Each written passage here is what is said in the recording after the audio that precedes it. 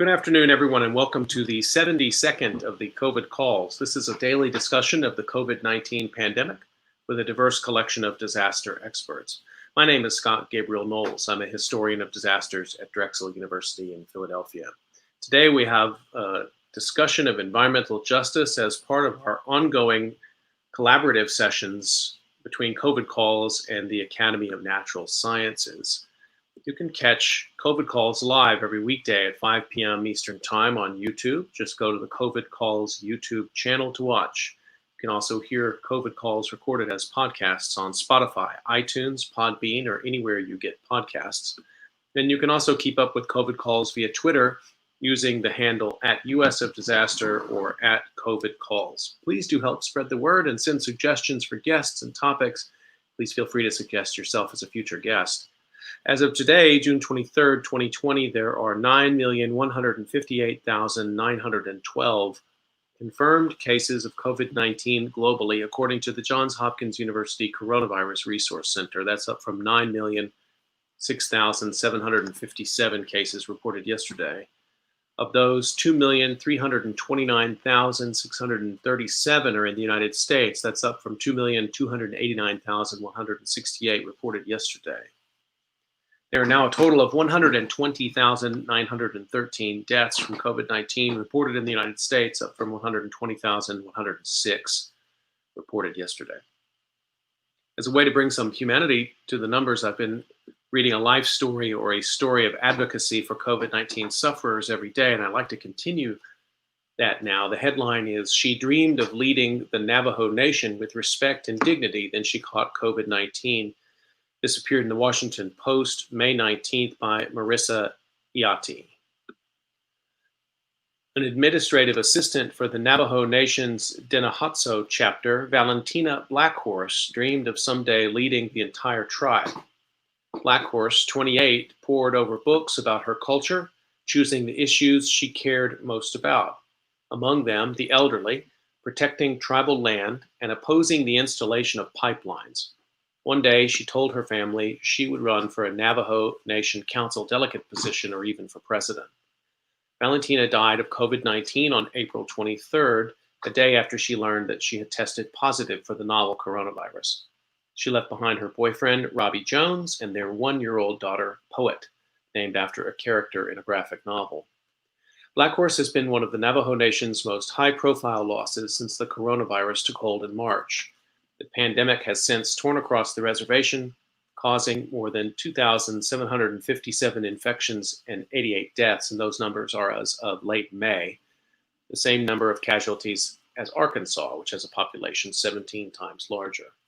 A confluence of factors leaves the Navajo susceptible to the virus: a lack of reliable access to water and electricity, the frequency of several generations of a family living together, and the prevalence of pre-existing health issues, including obesity and diabetes.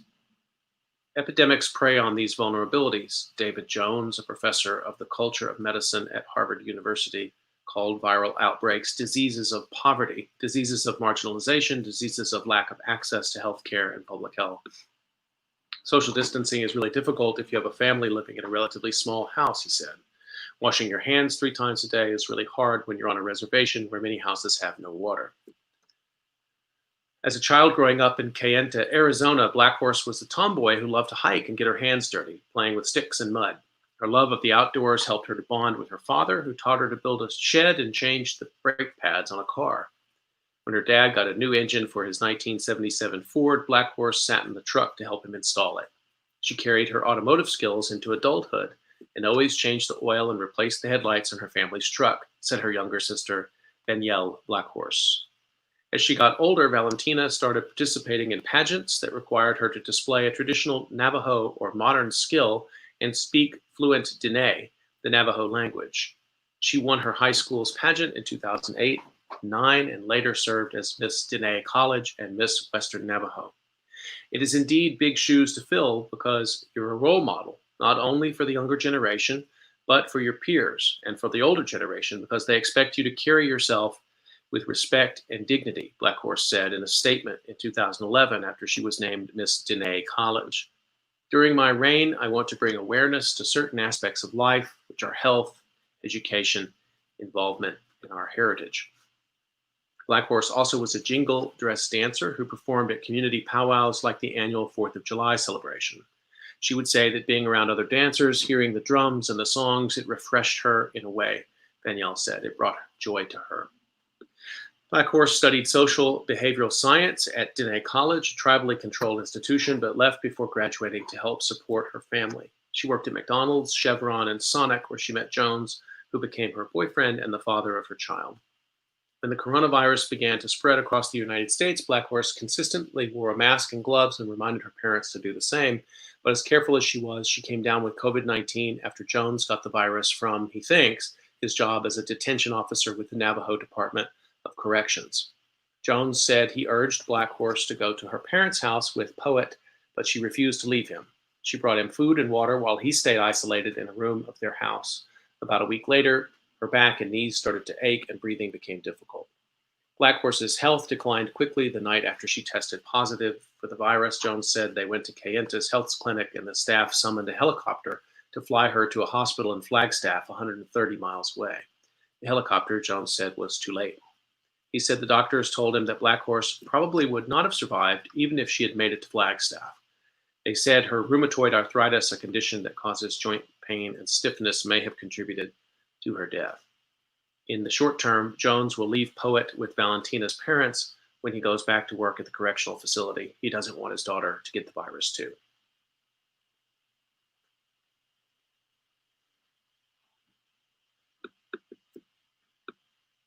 I'd like to turn to our discussion for today, and to do that, introduce three wonderful guests from the Academy of Natural Sciences in Philadelphia. Mariangelis H. Arce is the Ichthyology Collection Manager at the Academy of Natural Sciences, Drexel University, and an adjunct professor in the Biodiversity, Earth, and Environmental Science Department, where she teaches global warming, biodiversity, and your future. Dr. Arce obtained her PhD in zoology from the Pontificia Universidade Católica de Rio Grande do Sul in Brazil in 2012. Her current research involves several neotropical catfish families, and she is starting to work with environmental DNA as a tool to understand biodiversity of aquatic ecosystems. Alexis Shulman is the Dolan Fellow for Innovation in Water Science at the Academy and Assistant Research Professor in Drexel's Department of Biodiversity, Earth, and Environmental Sciences. She's an environmental planner and social scientist interested in understanding what drives green, resilient innovation in urban infrastructure policy and planning. Roland Wall has worked in a variety of positions for the Academy of Natural Sciences. He holds a bachelor's degree in political science and a master's in entomology and applied ecology, both from the University of Delaware. He started as a science writer working for Ruth Patrick, then developed and managed the Academy's Town Square program and led the Academy's involvement in the Urban Sustainability Forum. In 2007, he initiated the Center for Environmental Policy, spearheading the Academy's involvement in policy and sustainability issues. In 2012, he launched the Academy's involvement in the William Penn Foundation's Watershed Protection Planning, resulting in the launch of the Delaware River Watershed Initiative. He became director of the Patrick Center in 2016, where he manages the Academy's environmental research projects, leading the interdisciplinary science team that works on a variety of basic and applied research projects. Roland, Mariangelis, Alexis, welcome to COVID Calls. Thanks, Scott. Thanks, Scott. Well, I'd like to start the way I have been, which is just to find out a little bit about how people are doing and where they're calling from. So, Alexis, can I start with you? Where are you calling in from, and what's the COVID-19 situation there? Sure. I'm calling in from Brooklyn, New York, where I live with my husband and my 9-month-old, who just returned to daycare 2 weeks ago. Although we aren't sure if there is high enough enrollment for daycare to continue.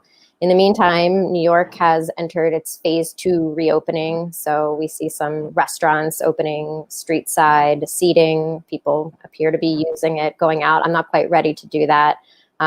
Several 100,000 people are headed back to work this week. In terms of infection rates, I thought I would look that up since I knew you might be asking about that on the show today. They've dropped quite low compared to where they were in April. Over 6,000 was the max in one day. And today, or I think it was maybe 2 days ago, there were only 56 new cases.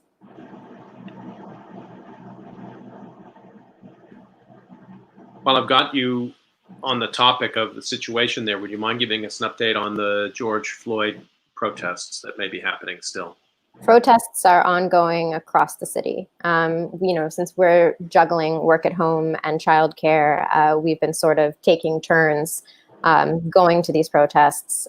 We both were able to go to a cycling protest that went down from one of our art museums down to Coney Island. Thank you for those updates. Roland, let me ask the same question of you. So first of all, Scott, thanks again for having us on, and on behalf of the Academy, thanks for having us these last 4 weeks, and looking forward next week when you'll have our president, Scott Cooper, on. So I've always thought that the Academy and the History Department have a lot in common, and this is really a great opportunity for us to highlight each other's work. So sure. Thanks again. I'm in Newark, Delaware, about 40 miles south of Philadelphia. Delaware is a small state, so we tend to think of ourselves in kind of a unit, and where the infections started to occur, the governor was pretty fast to shut things down. We were, under quarantine, the same as everybody else. One of the initial hotspots was a nursing home a couple miles up the road from where I live here, and I believe 11 of the first fatalities in Delaware occurred in that nursing home. So it was clearly something that was clear and present for us. Things have pretty much opened up now. People are out. Most people are, I wouldn't say mask discipline has been 100%, certainly in stores and things people are. I was out hiking on Sunday. It's a kind of a paved trail through a county park, and maybe half of the folks had masks on. So when I would I would come and meet people, I'd always I'd pull my mask up, and two people I thought interestingly stuck their heads down in their shirts. So I have to give them credit for trying, and I don't know. Hopefully, I made them feel a little guilty anyway. So, but that's kind of where we are here. Pretty much things are opened up. And I think people are still a little anxious. Were there any protests in Newark?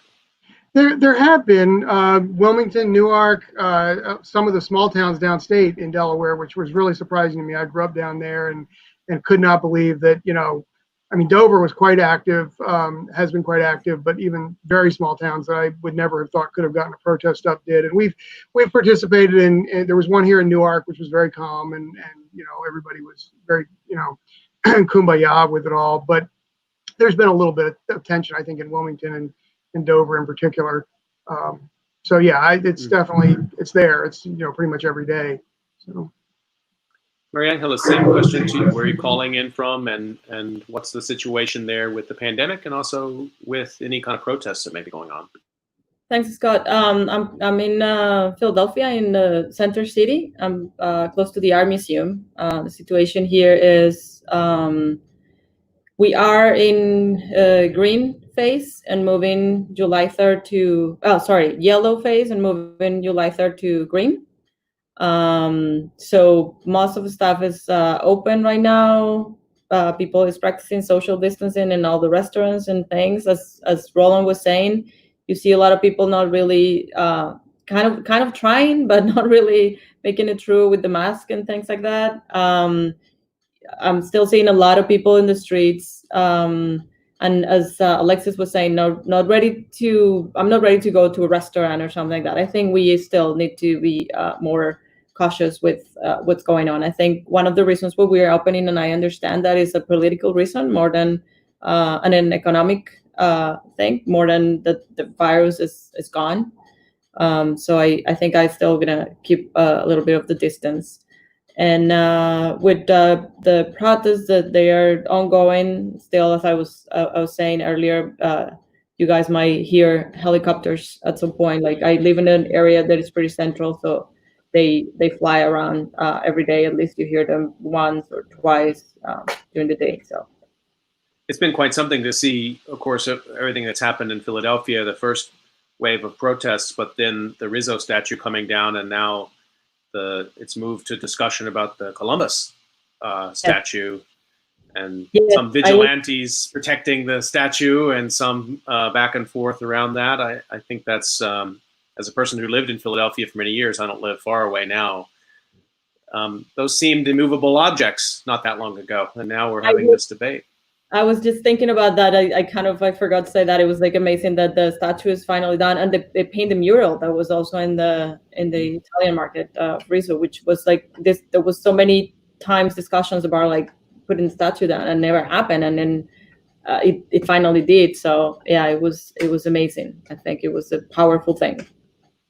We've had so many great discussions in these past weeks, and I encourage people to go back to the podcasts for COVID calls. You can listen to all of these Academy podcasts back to back, and to understand the history of the institution and its educational role and its collections. We tried to get inside the collections, and we hit a little bit of a technical snag there, but even the effort of trying I thought was amazing. And there's been a theme that's run through. We've talked about water, but this issue to take on head on, this issue of environmental justice, is an important one. Alexis, I'd like to come to you first, if I could. If you could just sort of define this term for us, because we hear a lot: environmental justice, environmental racism, environmental equity. These are things that are out there and being discussed. Could you ground us a little bit with this and maybe talk about what it means to you? Sure. And I think people walk around with different definitions. And I was actually talking to Roland about this earlier. You know, if you actually Google it, the first thing that pops up is EPA's definition, which is about the equal implementation of rules and regulations. And I prefer a slightly different definition. And it's based in the observation that certain communities, and these tend to be communities of color, indigenous communities, low-income communities, are far more burdened by environmental bads. And when we're talking about bads, we're talking about they live near major highways, they live near transfer stations. It's an area that is near toxic brownfields. And these are communities that have much more of these environmental stressors than other communities. That's when we're talking about environmental justice. It's also the observation that these same communities have far less access to environmental goods, like green space, like clean water, like clean air. And I'd also just like to, center some other voices, because this has been, my training is as a planner. And there, of course, was a huge backlash to the way planning was practiced in the early part of, the 1900s. So justice and equity, these are ideas and practices that are part of my discipline, but it hasn't always been necessarily center in my work. So I just wanted to cite also Robert Bullard, who's known as he's been head of this. Dr. Robert Bullard has been ahead of this movement for decades now, noting that environmental justice is like a concept. It's, as he says, trying to address these power imbalances. And as someone who studies institutions, I think this is really a great way of putting it. It's about a lack of political enfranchisement, because that's what's driving this. It's not simply that people are moving to be near environmental bads. It's because of racist structures. When we talk about systemic racism, that's what we're talking about: racist policies, racist institutions that lead to certain communities bearing far more than their share of environmental bads, and unable to access the environmental goods that wealthier, whiter communities enjoy every day. Could I just ask you, you said EPA has a sort of working definition too, and you wanted to move beyond that. What is, from the EPA's perspective, then, environmental justice is just the application of the law as it stands? And other people cite this too. It's in a more inclusive, that doesn't necessarily call out the systemic racism. It says that everybody equally should be able to access these goods, and everybody should be equally protected from these bads. But there's a planner, Susan Feinstein, who talks about the just city. And she says we can't talk, she doesn't talk about equality. She talks about equity and justice, because that's about recognizing that when you apply these laws, when you make any sort of policy, you should be disproportionately helping those who are most impacted by these bads and by systemic racism. So it's not about equally applying the law. It's making sure that when you make any sort of decision, you're not making people who are already bad off worse off. I think that's a really important perspective to that. And one of the things that always strikes me about, I hadn't looked up that EPA definition, but I'm glad you brought it up, because it's sort of amnesiac. It doesn't really pay attention to historical conditions. And as you point out, we talk about systems and we talk about inheritances. That's incredibly important. Roland, I wonder if you'd come in on this, just your own sense of how you see environmental justice, what it's meant in your work. Yeah, let me first of all say I am not in any sense an expert on environmental justice, nor am I obviously someone who is impacted directly by environmental justice. I'm issues. I'm an old white guy, and in that role, I am a science administrator. And for me, it's about trying to think about how we can start to, and I think as a lot of people have had to do recently, which I've actually been thinking about for quite a while, is how do we build these social justice and racial awareness issues into our research and really into the science that we do and how the science we do is applied. So I don't claim to have a lot of answers to that. It's a direction I've been trying to think about and move the Academy to some extent in that direction. I also want to just say the Academy itself has been thinking about diversity and equity issues for a while now. As part of our strategic plan last year, we have a series of things underway to think about it. And so things like diversity and hiring practices and things like that, I'll probably leave for Scott to talk about next week, because he's really been leading a lot of the effort on that. But I will say that this particular moment in history, I think first with the COVID sort of changed the game rules for everybody, I think, in that things that environmentalists have warned about for a long time, like climate change and the sorts of things that could occur, where you got to see that, yes, society really can be ripped open by something. It really can be changed. And both, it gave us examples of how changes could reduce pollution, but also the other stresses that came along with that. So I think that changed the setting. And then obviously the last month has pushed folks into thinking a lot more actively, and even in the sciences, which is not always a great place for thinking about these sort of issues, particularly what Alexis is talking about. Really, it's not just the distribution of impact and risk, which is obviously inequitable and racially set, but it's also the power structures, and science isn't always real good at noticing those things. And I think right now is an incredible moment. I mean, there is a Black Lives Matter banner hanging on the front of the Academy, which I can guarantee you I would not have seen 3 months ago, certainly not 3 or 10 years ago at the time I've been there. So I would just say that. Mary Angeles, let me come to you, and particularly now thinking about science. I mean, what Roland was just talking about, somehow maybe we've divided the world of the political and the world of the scientific into sort of somehow separate rooms. And what I'm hearing a little bit here is that maybe that's not correct, or we've drawn some distance there that shouldn't be there. When you think about environmental justice as a working scientist, how does that resonate for you?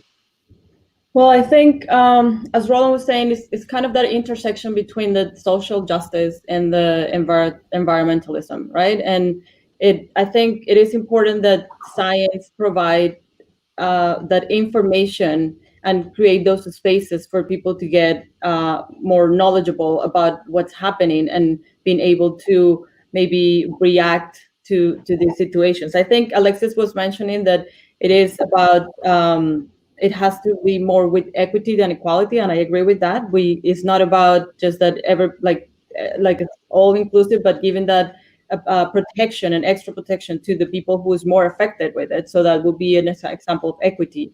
But also, I think giving that information and allowing the people that is more affected to be part of the decision making, and to be able to make informed decisions, and that is only a product of having the knowledge. And I think that's where science intersects there. We know what's happening, or we're trying to understand what's happening, and we kind of understand what areas are being more affected, and we can provide that information and create those spaces for people to get that clear in their minds and be part of the process more actively. And Scott, if I could just jump in there for a sec, I'd add that, and one of the real challenges is science obviously has to stay robust and rigorous in how it does its work. It has to remain, empirical in how we collect data. We have to reach conclusions that are credible based on real world realities. At the same time, how do we do that and not pretend that we're not living in a world that's highly political, and that scientific priorities, scientific funding, even the questions that get asked in research are all somehow shaped socially, and we have to realize that at the same time we're trying to maintain that rigor, I think.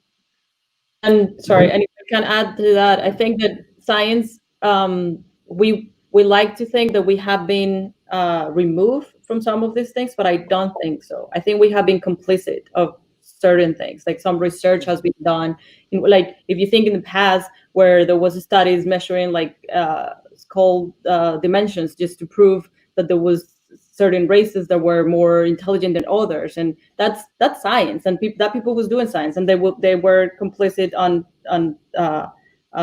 this whole racism and making this division among people.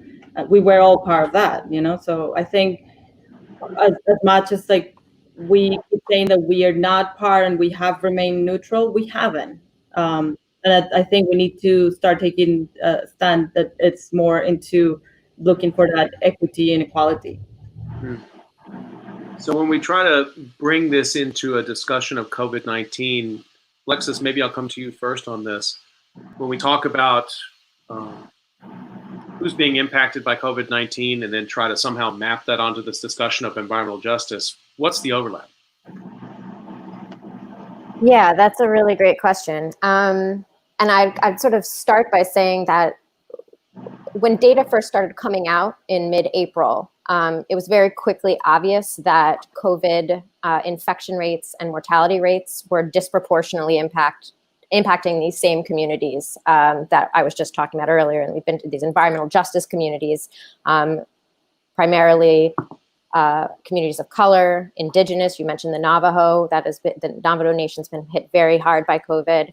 Latinx communities, low-income communities. And I have a couple of stats here. For example, in Chicago, Black people account for more than half of those who tested positive, 72% of related fatalities, although they're less than a third of the population. This was a really remarkable statistic, upsettingly remarkable. Low-income patients at a public health clinic in Northwestern Oregon, Latinx patients were half of those screened, but 20 times as likely as other low-income patients to have the virus. And of course, epidemiologists and public health experts, this wasn't a shock. There are many things behind this that have maybe nothing to do with environmental justice. The fact that many of these workers are frontline workers, that they have to take public transportation, that they may be living in close quarters with many different family members. But it certainly also relates to environmental justice in that we know that those who are most vulnerable physically to becoming infected are those who have hypertension, those have underlying conditions, respiratory disorders. And we know that that is connected to the environment that you live in. It's connected to the air that you breathe and the green space or lack of green space that you have access to, the quality of the streets and safety and comfort to be able to go out and exercise, and just general stressors from living in an environment. I mean, we know that green space, does remarkable things like lowers blood pressure. It has a calming effect. I mean, for children, it's been linked to reduced ADHD diagnoses. So of course there is that overlap, but then it gets even more embedded because, as you mentioned, the Navajo, access to water, that's an environmental justice issue. But access to water and the lack of access to water makes it even harder for these communities, in the Navajo in particular, to protect themselves from the virus. So if you tell people one of the first things you should be doing is washing your hands, and people are saying we don't have clean water or water that we trust to wash our hands with, how do people protect themselves? And it gets even knottier. We're entering the summertime, and many people have observed that these neighborhoods, environmental justice neighborhoods, don't have a lot of green space. They are some of the hottest areas in terms of heat vulnerability in different cities. Well, where are people? People would maybe go to a library to cool off or go to a community center. Now there's no place to go. because you can't necessarily access these spaces. If you think about flooding as another issue, if it's entering hurricane season, what are people to do when they are taken into a small confined space as part of a rescue effort, or if their house has been flooded? So you can start to see how there are almost these positively reinforcing aspects of the coronavirus epidemic and environmental justice. You mentioned earlier also the work of Robert Bullard and the sort of role of earlier kind of activists, social scientists and scientists, making these kind of observations and trying to erase some of these lines that maybe had been there in the way people had thought about environmental regulation in the United States. Is either something that's sort of like, that's what the public sector does and the private citizen receives those benefits, or there's some place out there called nature and we got to protect that. And there's these divides that I think we've struggled with over a long time to sort of confront. I had Beverly Wright, one of Dr. Bullard's longtime collaborators, on one of the earlier COVID call programs when we talked about Cancer Alley in Louisiana. And she was very strong in making exactly these kind of points you're talking about, Alexis, that the inheritances of trauma, which you can take back, I think, not inconsequential to talk about those petrochemical spaces also as spaces of Jim Crow and spaces of slavery, and there are health and environmental inheritances, even though we haven't sometimes talked in that language, to put all of that together in one discussion. I guess with that in mind, Mary Angeles, I'd like to come with you and see if you can help us envision some other places where we might see these struggles playing out. For example, in the Amazon or other parts of Latin America, perhaps? Yeah, I think there is I was thinking about places like residential only areas, and everywhere, even in the US, are more expensive to acquire, like a property in there, right? But when you have mixed use areas, then you could have cheaper housing. And so then you end up with people buying in cheaper areas where they have mixed use. So they have, I don't know, some industrial use built by the side of like a house. So you have this kind of combinations in a lot of places, not just in the US. And like, if I were to think now, like in Bogota, there is a place where a lot of people live is around a waste dump area.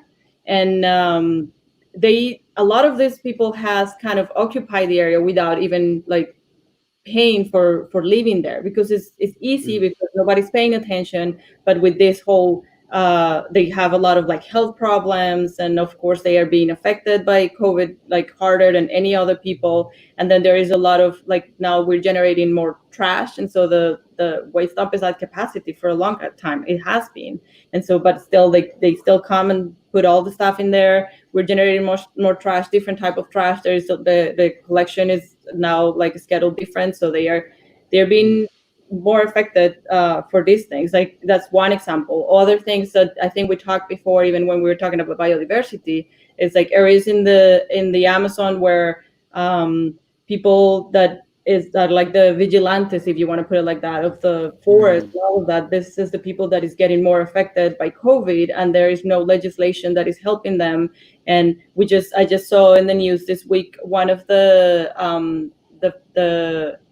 Kayapo, it's one of the tribes in Brazil. One of their leaders, he died of COVID last week, and he was like a representative of. He was trying to fight all of this overexploitation of areas, and all of these tribes are losing all the elderly and all of these like people that is like fighting for the rights and fighting for the land. And so we can see a lot of impact on those areas as well for things like that. And that was. Thank you for sharing those examples, and it got me thinking again. Also, Valentina Blackhorse and the fact that so here was a young leader, who had, like so many leaders in Native American tribes, have been pushing back against. They've been fighting environmental justice fights, essentially. I mean, they've been fighting against pipelines cutting across their lands, and it's COVID concentrated among the Navajo, and she dies, and one wonders, well, who's there to fill that gap? Not everybody could do that. It's not right to expect everyone. So when you have these leaders arise and then they're cut down in this way, it's really, really impactful. I want to remind people. Oh, sorry, go ahead. No, go ahead. No, you. I was saying, and in some of these people, it's not even just the elderly, but it's like the population that is so like fragile because of where they live and the health conditions they have. And this guy wasn't, I mean, he has been fighting for a long time. He wasn't that old, but still, like, it was not in the best health probably. Mm-hmm. So it was Paulo Payacan. So that was a big loss. Yeah. I want to remind people you're listening to COVID Calls. I'm talking to Mary Angeles Arce, Roland Wall, and Alexis Schulman, all from the Academy of Natural Sciences. We're continuing our COVID Calls Academy conversations. Roland, I'm going to switch it up a little bit now and bring it back into the Academy and see if you can't talk to us a little bit about Ruth Patrick. And maybe we can intersect the history of the Academy and environmental justice and the tradition coming via that direction.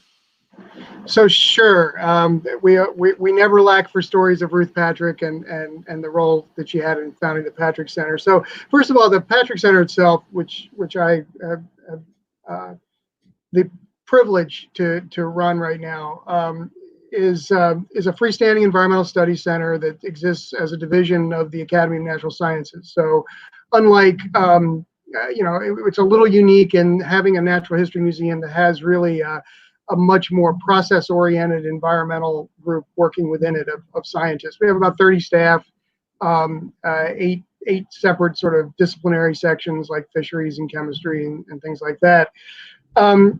We were founded by Ruth Patrick. Ruth Patrick was kind of a force of nature. Actually, Dr. Patrick, she's been gone for 10 years, but I still think she would probably smack me if she heard me call her by her first name. So, I try to be very careful about those kind of, maybe not smack me, but she would be upset if I called her by her first name. She hired me when she was 92 years old to be a science writer. She lived to be 105. She was coming into the Academy regularly until she was 100. Beyond that sort of remarkable story in itself, she was a pioneer in what we now think of as aquatic ecology. She originated really sort of the interdisciplinary study of ecosystem science, particularly in aquatic systems. She did some of the early comprehensive river surveys and creek surveys, a pioneering one out in Lancaster County back in the 1940s. So this was all before Clean Water Act, as before anybody knew, or thought as much about pollution. She really came up with the idea that you can judge the amount of pollution and the environmental quality of an area by looking at the living systems, not just by going out and doing chemistry samples and seeing if a particular pollutant is there, but understanding the long-term processes that the stream or river has that is reflected by what's living in it. And so in that role, she really developed the concept of what we call biodiversity. She was one of the first people to come up with that, and it's kind of like who invented fire. She was really sort of remarkable in that area. She emphasized work that we continue on today in terms of understanding human impacts on the environment. Fast forward to about 80 years later, we went from being the limnology department of the Academy of Natural Sciences to being the Patrick Center for Environmental Research. The name was changed in her honor back in the 80s. We continue to study aquatic and watershed systems in particular, and continue to look at human impacts. Obviously, the science is a lot more sophisticated now. We have data methods, we have computerized modeling, we have DNA techniques and ability to look at trace contaminants and a lot of other things that have moved along. Our understanding of organisms interacting and community ecology is much improved, but the goals are still the same. We're trying to understand the ecological processes. We're trying to understand how humans fit into those processes and how they affect them, and then most importantly, the real world environmental problems and finding solutions for them, which has always been, from the time of Ruth Patrick, really what we've thought about. We're closely aligned with the Drexel Department of Biodiversity, Earth, and Environmental Sciences. My boss, David Valinsky, who you had on here last week, is both the vice president of the Academy and the chair of what we call the Bees Department. Many of our staff are, I think everyone here is an adjunct or works in some faculty level work as well. Some of our folks have co-appointments as tenure track faculty. We differ a little from our academic colleagues in that we have somewhat more varied funding. We are more, try to be more entrepreneurial. We try to look at different opportunities. We work with business and government organizations a lot. We work in a consultative role a lot, which is not always a place faculty are comfortable in. We've been doing that for a long time. And we probably interact more with external organizations and stakeholders than would be a lot of university folks might do. So that's really kind of the Patrick Center in a nutshell. It puts us in a position of really having to think about these overlaps of environmental science, environmental justice, human, stakeholder kinds of issues and advocacy issues. So from the Academy's point of view, we've had to spend a lot of recent years, but particularly recent weeks, thinking about a lot of those things. Do you have a sense, having been hired by her and knowing the trajectory of her work, what Ruth Patrick's thoughts were about these kinds of questions we're talking about today? The kind of guarantees of access to clean air or clean water that people had? I think she would. So I don't think she would have had a frame of reference for some of the things we're talking about today. It was a different era. She came up as a woman in a different era and had to be. She was pretty strong-willed and she was as I say, a force of nature in bringing herself to the role she did and in building the Academy's scientific capacity in the way she did. I think the basic values, what you just said, access to clean water, access to clean air, that was very much on her mind. I think that would have been something she would have understood quite well. I think she would have evolved to think about these things in a more systematic and social way. I think she certainly was early in terms of, she testified and helped build the Clean Water Act. So she certainly had a lot of thoughts about from, environmental, social interactions. I think that the field itself has grown and changed since she was active in it. I think one of the things that was just sort of coming on as she was in decline, and I mentioned this, I think, in some emails earlier, is this whole idea of ecosystem services, the idea that the ecosystem provides us with a lot of free stuff and free services like clean air, like clean water, like soil and cycling of nutrients, and a whole bunch of processes that have been estimated to have real economic value. And there's been a lot of work done in the last 20 years about that I think she would have been very much on top of. She would have understood the processes that were being charted out. I think adding the economic value onto that was, as I said, just sort of getting started. I think one of the things where environmental justice is important in that regard is the next step is, okay, what is the level of access to these services? Who is getting, even though we think of, everybody gets access to air, everybody gets access to water, clearly there's different groups that have better access to them. And certainly areas in things like open space, which is a really key issue, and clean air, which right now with COVID is a hugely important issue because we know now that fine particulate matter actually increases the probability of fatality from COVID. I think those issues, going back to your question, I think Dr. Patrick would have probably been very intently interested in. I think it would not have yet been on her radar when she was active. Mm-hmm. It's fascinating. It's fascinating to me. I mean, so many things about what you just said, just about the role of women in science, about somehow these divides, and every discipline does this, but I think in the sciences it's been pretty acute to divide as a tool of knowledge production and division and subdivision of expertise, which of course is something we specialize in the Academy. And yet I feel like right now we're at a moment where we're reminded yet again of the need for convergences. And I guess let me bring that to you, Alexis, first, because I know you're a planner. And I had Roberto Morris on yesterday. He's a planner and architect from Chile yesterday. And it was really interesting. I kept trying to get him to tell me, how is city planning going to change?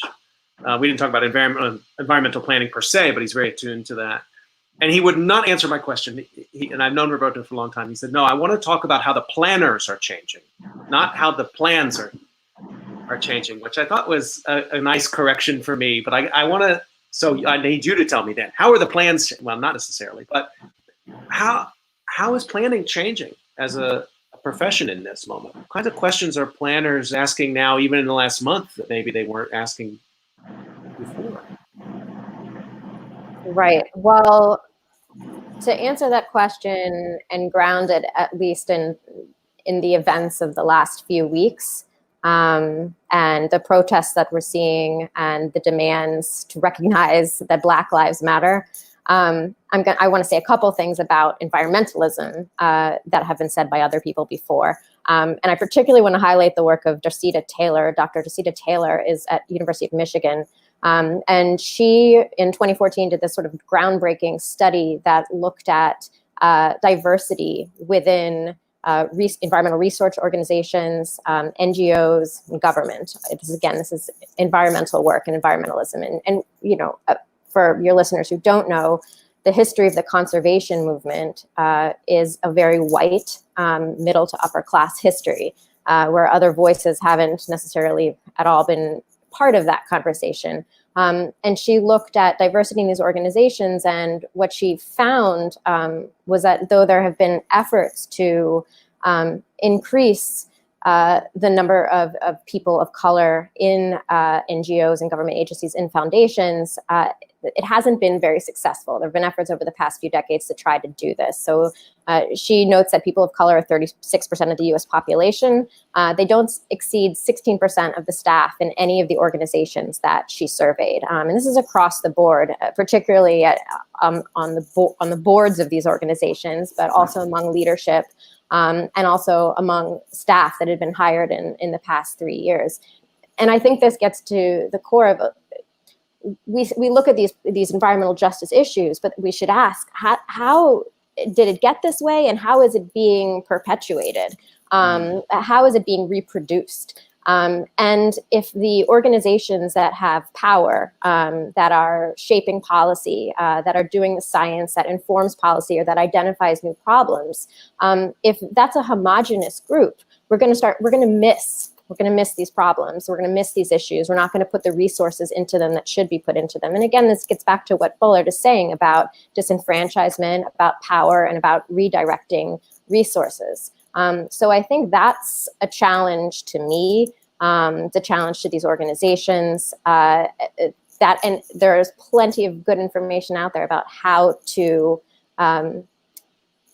truly initiate and put resources behind this process of diversifying, and not just diversity, also having inclusion and equity within organizations, having people of different colors that are in leadership roles and asking different questions, and therefore driving resources and energy towards solving different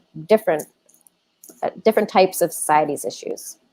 Can I stay with this, Alexis, just a little bit further? Because the kind of work that I know you're interested in, it must involve a lot of also sort of community interaction around planning. So imagining sort of green infrastructure or interventions that the state must pay for, but you're seeking input from communities on how that's going to proceed. Correct me in any of this if I'm wrong, but I think that's one of the skill sets that environmental planners have to work with. How would something like that change, do you think, in this moment? Because it seems like inclusion of voices has been something I've heard a lot about in the last generation, but certainly in the last 10 years. But still that hasn't moved the needle the way you're describing towards a much more robust form of environmental justice. What else do you think can happen? What I'd say in response to that is it's not about like inclusion of voices. It's about giving over power, giving over power at all levels to people of color, to low-income people. And I want to highlight one thing that I think the city of Philadelphia has done that's really excellent, and I hope it has an impact. And I know it hasn't necessarily moved as far as people have wanted because of COVID, but the city council approved the creation of an environmental justice advisory commission that will speak to the mayor, have the ear of the mayor and the ear of the Office of Sustainability. And when we think about, how do you cede power and how do you bring people on board? One concern was if you actually want to have the voices of these communities that have suffered from decades of environmental racism, you have to pay people for their time to be on these commissions. And this sounds like a small matter, but it was a big step to say these are going to be paid positions. So there are ways of rethinking what the barriers are to real diversity and inclusion. And I think that's the direction that we need to go in. I'd like to thank you for that. That's a very concrete and interesting example for us to think with at the scale of Philadelphia. Mariangelis, I'll bring that to you as well, I guess. You know, as a teacher and as a scientist, maybe it's hard to spot change while it's happening, but do you also sense some changes in the practices of your discipline or the kinds of questions that are being asked? I think you just have to unmute, Mariangelis. We're not catching all of it. Yeah. Sorry, I always do that. So I think, I think we have seen a change on like the new generations and the kind of questions that people is asking. I also think I agree with Alexis that all the efforts of the city are pretty good, but I also know that due to COVID, a lot of like the sustainability agendas in a lot of places have been like stopped, and we hope that doesn't mean that they're going to be abandoned, because it could happen, because all the efforts are now into recovering the economy, which I understand it has to happen, but a lot of the sustainability, and as I think also we talked last time, the climate change agenda has to stop, and the meetings are happening, but a lot of things are just like being like put on hold. So that's one thing that is kind of like concerning, but I do see a change on the questions that we are asking. I see a change on I see the interest from students and the new generations to, they seem to be more aware and ready to take action. I feel they are getting the information. They are trying. I try at least with my students to make them more conscious of like, you have to vote and you have to think clearly who is representing all the issues that you want to be like, you want to see getting solved and things like that. So I think there's a shift towards a more sustainable world. There are efforts. We are not seeing so many results just yet. If you think about the Sustainable Development Goals of the UN, if you look at the reports that they do of all, there are 17 goals that they envisioned back in 2015 that we will accomplish by 2030. And when you look at the reports from last year, there is still a lot to do, and some of them are like behind. But I think we are moving in the right direction. Mm-hmm. Roland, I want to stick with this same difficult question. I'm not going to ask you to speak for the entirety of the history of the Academy, but august institution sitting on the Parkway in Philadelphia, around, on the way to the Art Museum, stretching back to City Hall. Here you have a very important architectural statement in Philadelphia of how, like, who knows something important, and how knowledge is passed on through time. And the Academy really is part of that firmament of what we talked about. Alexis talked about power, and these institutions have enormous cultural power and scientific power. How do you even begin to change a conversation from within an institution? I mean, I think the Academy has been, and clearly there's a lot of historical baggage for a natural history museum, and this is discussions that we're having right now within the Academy, which is what do we need to think about in terms of our own history that we either have to acknowledge or work on. But I think that that given that the Academy has been, at least for the last few years, been trying to make itself certainly more actively involved in the public dialogue around issues that involve science in the public space. We 4 years ago, 5 years ago, and I will say this, we spent the first 15 years I was at the Academy not saying a word about climate change. It never entered our vocabulary. We never made any statement on it. We acted because we weren't climate scientists. We weren't going to have anything to do with it. And so in 2015, I think after the visit of the Pope, who obviously was bringing a lot more attention to that, it really started to gel for our board and our senior management that we had to start being more involved in these issues and thinking more about it. And the climate change in particular is an environmental issue. It's the environmental issue. And so we developed what we called four public position statements, one on climate change, one on water, one on evolution, and one on biodiversity. And even though these were fairly mild statements, it was, climate change is bad, we need to do something about it. We did issue them publicly. We made a pretty good public showing of it. And I've said this, you would have thought we put on black berets and ran to the barricades. I mean, everybody was just like, oh, the Academy is suddenly in the political world. And I think we are, and we were willing to do that. And I think currently we're willing on things, particularly where science is an issue, to start, stepping back from this history that we've had for so long, where we've tried to be, completely untouched by all of this. I certainly think 10 years ago, 20 years ago, the kind of things that are going on right now, COVID, and certainly the raising awareness on racial issues, there probably would have been, it's not science, let's get back to work. And I think that's definitely changed in the time. Clearly, a lot of places we need to go, a lot of thinking we need to do about it. But I think we are, there's a good convergence of where the Academy has been thinking about for several years now, and what's happened with this growing, movement recently, and our own, somewhat further back commitment to environmental justice in particular becoming part of our framework of how we thought about our science. So I think that's important. I think one thing I would comment on what Mary Angela was saying in terms of how the changes that are occurring for scientists in particular, and the younger generation of scientists, and not to stereotype, but we have, I think, a lot of young scientists now who are, they're very concerned about research. They're very concerned about, the usual publication and career and everything that most young PhDs are, but they also are much more concerned about making a difference and having some impact on the world. And I think we're seeing more of that.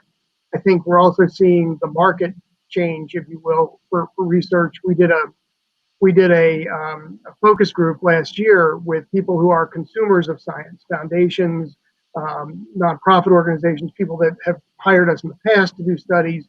And what we heard, the one ringing thing we heard was, we're not really interested in paying for your research. We're interested in paying you to solve problems. And that has been sort of starting to guide how we think about, some of our portfolio of jobs that we're doing. We still want to stick, obviously, with the important research work, but how do we go with that?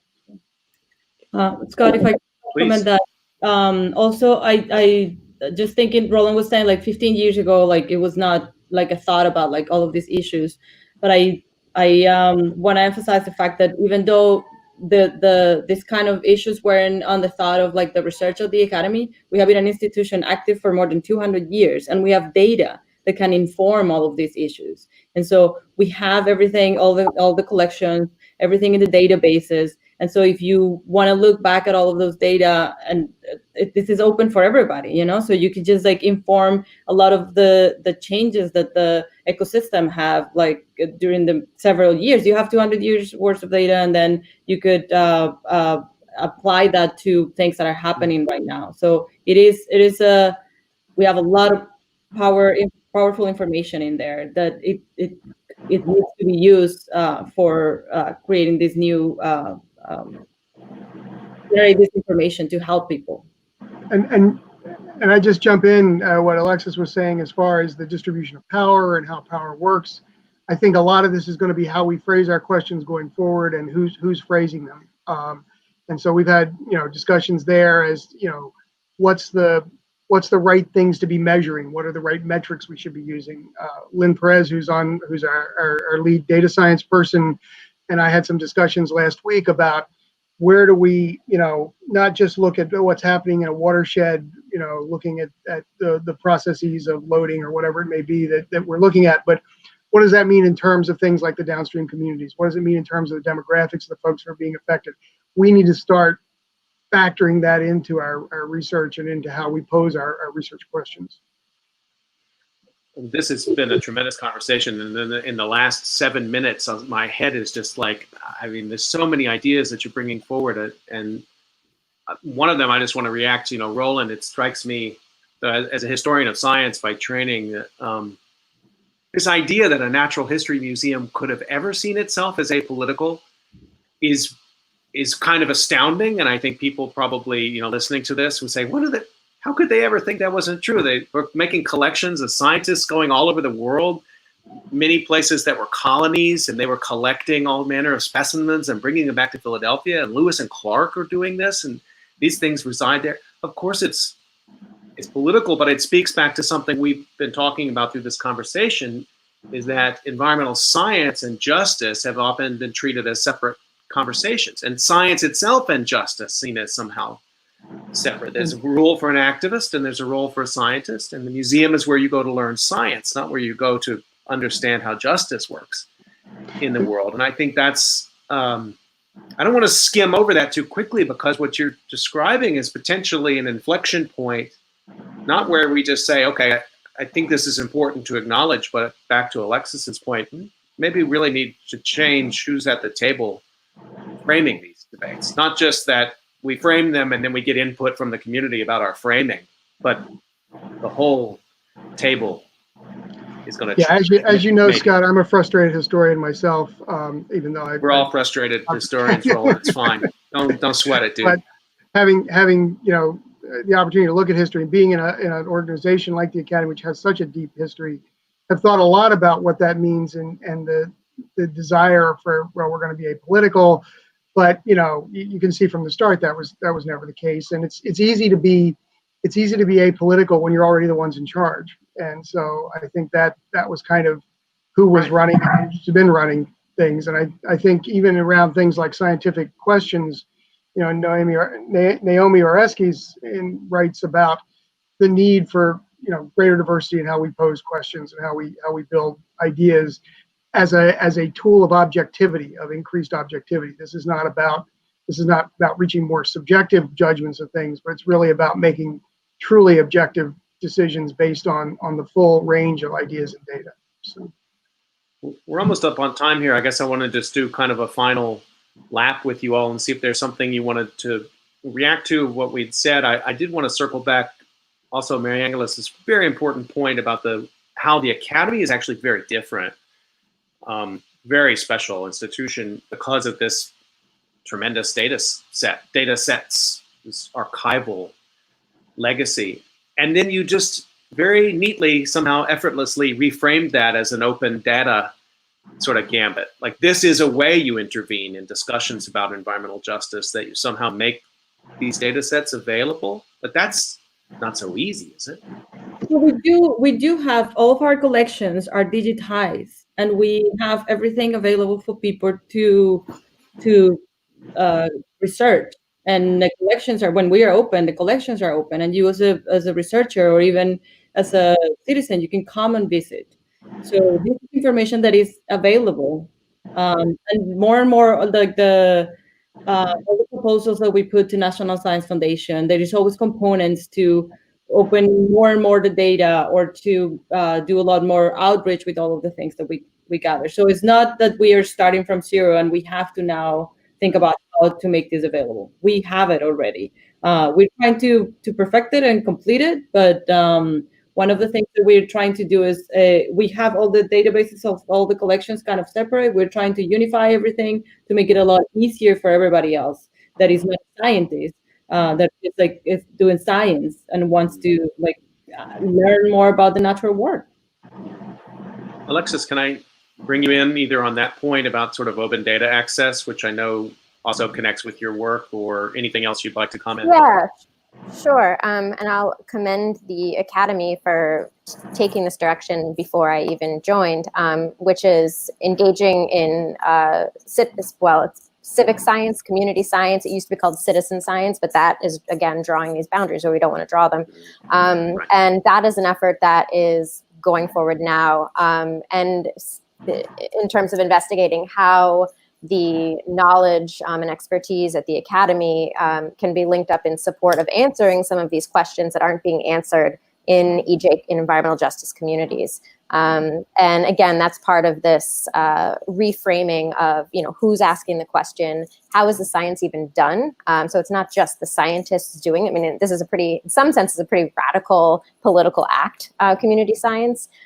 So you have community members involved in posing the question, in collecting the data, in analyzing it, and very importantly, in making that link to what the policy implications are. We also have some wonderful professors in Drexel who, focus on this themselves and are great resources. Roland, a final. Sorry, no, go ahead, Mary Angeles. On Sorry, that I was just said that we are trying to do things like I think newer generations also are trying to make science for everybody. Like we're trying to stop doing publications that are only for a specific group of people that can only understand that if you have a lot of training, but we're trying to put it out there in ways that everybody has access to it and not in a complicated language and not just like if you have a membership to something. So I think that just to piggyback on what Alexis was saying, we are everybody could do science. I think last time we talked about how science matter and how it is science for everybody, not just for scientists. Roland, I'll give that anything you want to comment on there, or just Yeah, wrap up for us? I mean, one of the things I was just thinking about in terms of environmental justice and sort of access to information and the ability to make use of it. As you know, I've done a little studying lately on the PES refinery and the remediation process that's being done out there, and I was really struck with how opaque that information was, and even someone with specialized training to try to understand what's being done in the remediation and the amount of risk posed by the plant. And it occurred to me that there's certainly such a huge role for science here, as Marianne is saying, to dig into these kinds of issues and make the information more available and to really answer questions like, is this going to hurt us and can we fix it? Which are really the questions people are asking, not necessarily the LD50 or whatever it may be that they're trying to measure. So I think that our role, it's a very exciting time to be part of a scientific institution, as obviously there's a lot of things going on, but I think we have such an enormous opportunity right now to really reshape the direction science can take and move in directions that it hasn't on these really key social issues. So next week, Tuesday, we have Scott Cooper, the CEO of the Academy, to come in and we'll continue. I've got a long list of themes that have been raised in these conversations over the last several weeks for him to, I'm just going to go right down the list and sort of get him to sort of comment and think with us on those. I want to remind people you've been listening to COVID Calls, and I want to give just a little bit of a coming attraction for tomorrow, 5 o'clock. We have Marco Leonhardt, the founder of Taikoza, and tomorrow's going to be a little different. We're going to have taiko drum performance and a traditional Japanese flute performance. And Marco has been active in performing music from his rooftop at 7 p.m. in New York City. And he has also he's engaged with a group of artists who are reacting to COVID-19 and also to George Floyd's murder using music. So we're going to talk about social justice, and we're going to talk about music, and we're going to have music tomorrow. So please join us for that. And I really want to thank my guests today, Roland Wall, Mary Angeles Arce, and Alexis Shulman, for taking time to come on COVID Calls. Great conversation, everyone. Thanks a million. Thanks so much, Scott.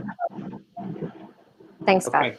Stay healthy. Join COVID Calls every day, 5 o'clock. See you next time.